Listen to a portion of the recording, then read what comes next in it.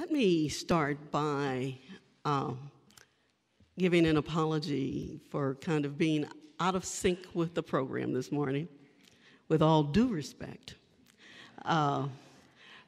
Patrick and I are lay persons, and I think that we proved that today.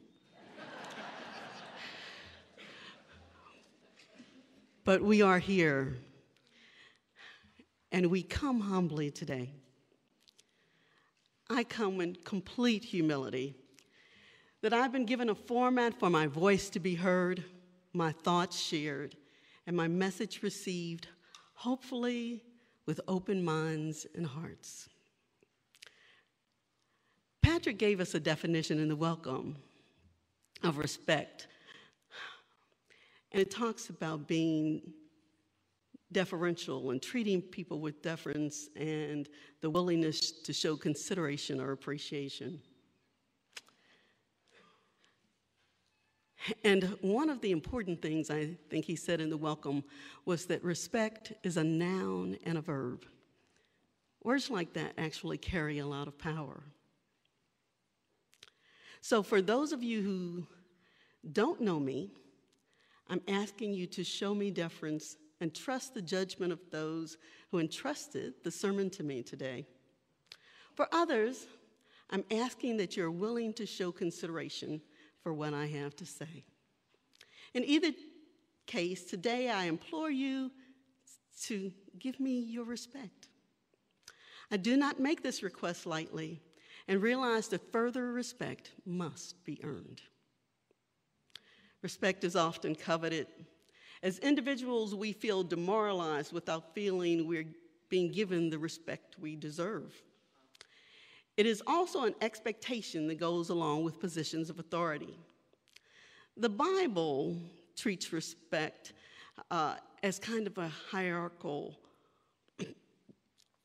concept. And in Matthew 15, God commanded, "Honor thy father and thy mother, and whoever reviles mother or father must surely die." I also took from the Message Bible and put this into contemporary terms, and that's what the Message Bible does for us. And that passage says, God clearly says, respect your father and mother, and anyone denouncing father and mother should be killed. Wow. In Timothy 1, the traditional Bible says, let us, many servants, as are under the yoke, count their masters worthy of our honor, that the name of God and his doctrine will not be blasphemed. And they that have believing masters, let them not despise them because they are brethren, but rather do them service because they are faithful and beloved, partakers of the benefit. These things teach and exhort. And the interpretation in the Message Bible, in modern terms, it says, whoever is a slave must make the best of it, giving respect to his master so that outsiders don't blame God and our teachings for his behavior. Slaves with Christian masters, all the more so. Their masters are really their beloved brethren.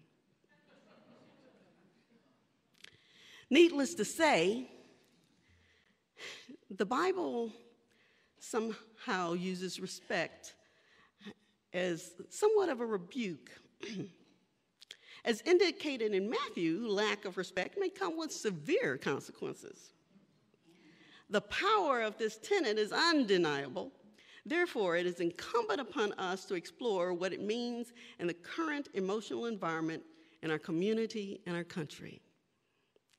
I'm using a couple of examples here, and one is kind of pretty close to Valley UU. Oh, it is about Valley UU. In 2015, the UU General Assembly adopted a resolution to support the Black Lives Matter movement. Reverend Andy spoke on what this meant on multiple occasions, and our congregation hung a banner in solidarity with their message. Several times, the banner was vandalized. Some of our members expressed concern that we were sending the wrong message with support of this cause because don't all lives matter? Did we disrespect those who did not understand the minority message? How should we respond to the defamation of the sign or to those within the congregation who had concerns for our own safety? We persisted in love, a basic component of respect. Of course, all lives matter. That very argument is why Black Lives Matter is so important for a group that has been marginalized. To show concern for any marginalized group is not to deny any other group, but to recognize the need for true equality. Steve Hall said, "The truest form of love is how you behave towards someone, not necessarily how you feel about them." Social justice calls on us to show respect for the least understood among us. It requires us to view others as we view ourselves. In a light moment, Winston Churchill said, "I'm fond of pigs. Dogs look up to us. Cats look down on us. Pigs treat us as equals." Maybe there's some wisdom in the humor.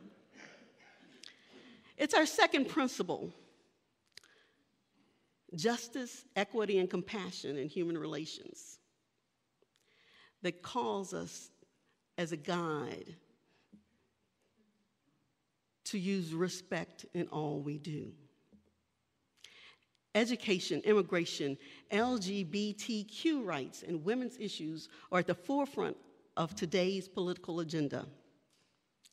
How do we respect the progress that has been made in each of these areas without showing disrespect for those who work to undo it now? Even the Bible has guidance for us. In 2 Timothy chapter 4, it encourages us to spread the truth. In season, out of season, reprove, rebuke, exhort with all long suffering and doctrine. For the time will come when they will not endure sound doctrine, but after their own lust shall heap to themselves teachers having itching ears, and they shall turn away their ears from the truth and shall be turned into fables. Okay, let's go to the Message Bible for the modern day interpretation.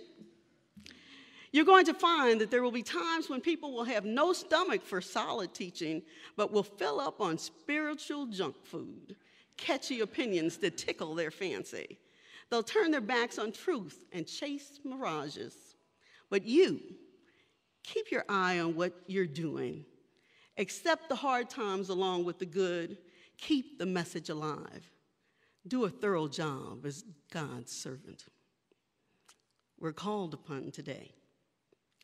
We're called upon today in a way that we may have taken for granted in previous times. 18th century Irish-born English novelist and humorist Lawrence Stern stated, "Respect for ourselves guides our morals. Respect for others guides our manners." We're in a time of alternative facts, and it's incumbent upon us to be vigilant in being informed and sharing the real facts without apology. In the current administration, this theme is similar to one espoused in Mr. Trump's book, Art of the Deal, written prior to him being elected to public office for the first time. He discusses how he turns a negative into a positive by using, quote unquote, truthful hyperbole. He says it's an innocent form of exaggeration and an effective form of promotion.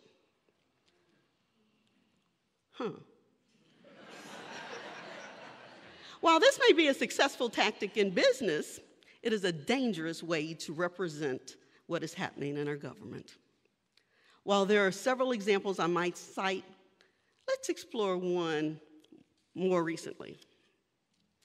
Last week, Elizabeth Warren was silenced on the floor of the U.S. Senate by Mr. McConnell when he called the Senate to order under what is known as Rule 19, which prohibits debating senators from ascribing, this is the law, to another senator or to other senators any conduct or motive unworthy or unbecoming a senator.